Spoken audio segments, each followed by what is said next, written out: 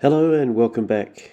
This is a continuation of the series where I'm creating different terrain for a post-apocalyptic wasteland. In this episode I'm creating some moving terrain.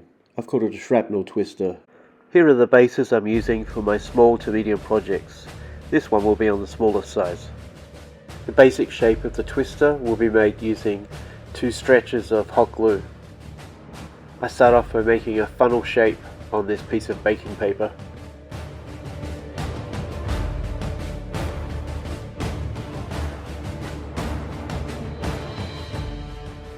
On the baking paper I outline that first shape so that I can create another shape basically in the same dimension.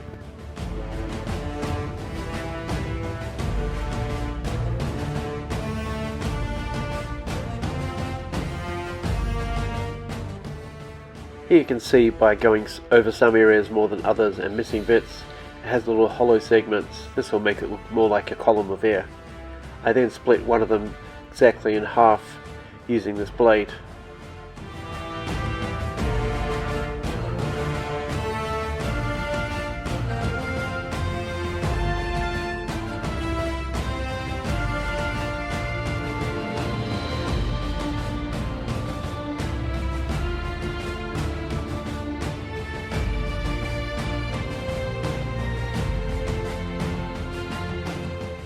I then add pieces of wire, metal and wood to make it look like the twister has picked up different pieces of junk. This will become the shrapnel that makes the twister so dangerous.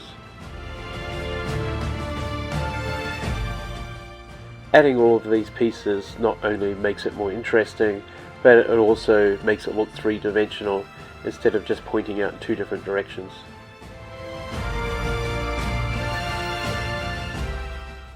I also add some chain.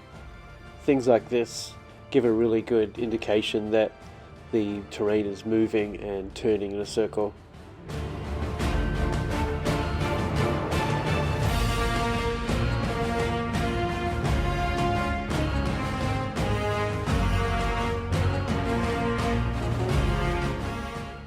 Because the piece is entirely cantilevered, it's quite important to make sure that it has good adhesion to the base.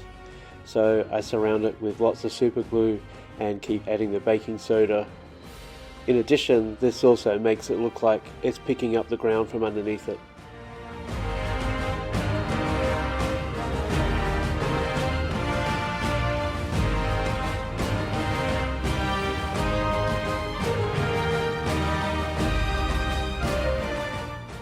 Once again, the base is a round piece of MDF cut out on a laser cutter.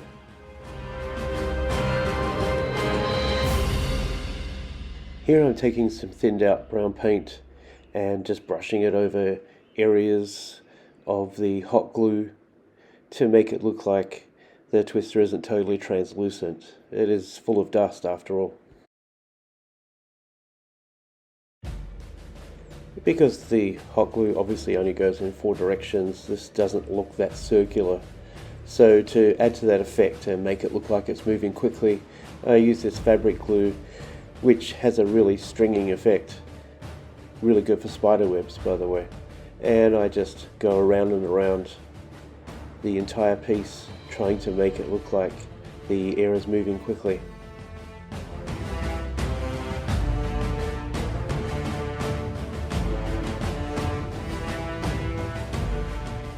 I don't want the strands looking too shiny, so then I go over them with some chalk pastels.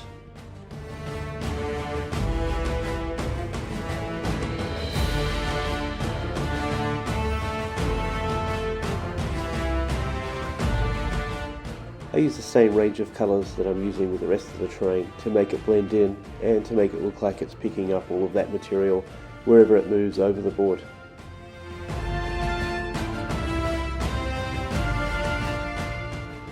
The shrapnel twister appears randomly and moves in a random direction.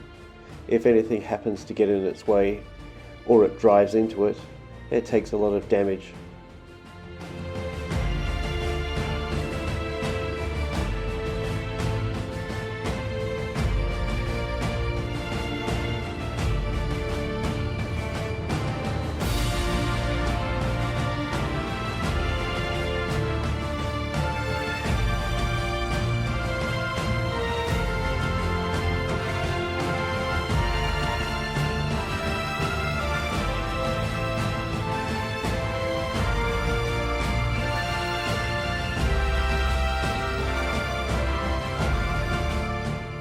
Thank you for joining me once again, and I'll see you soon for the next part in this series. Bye for now.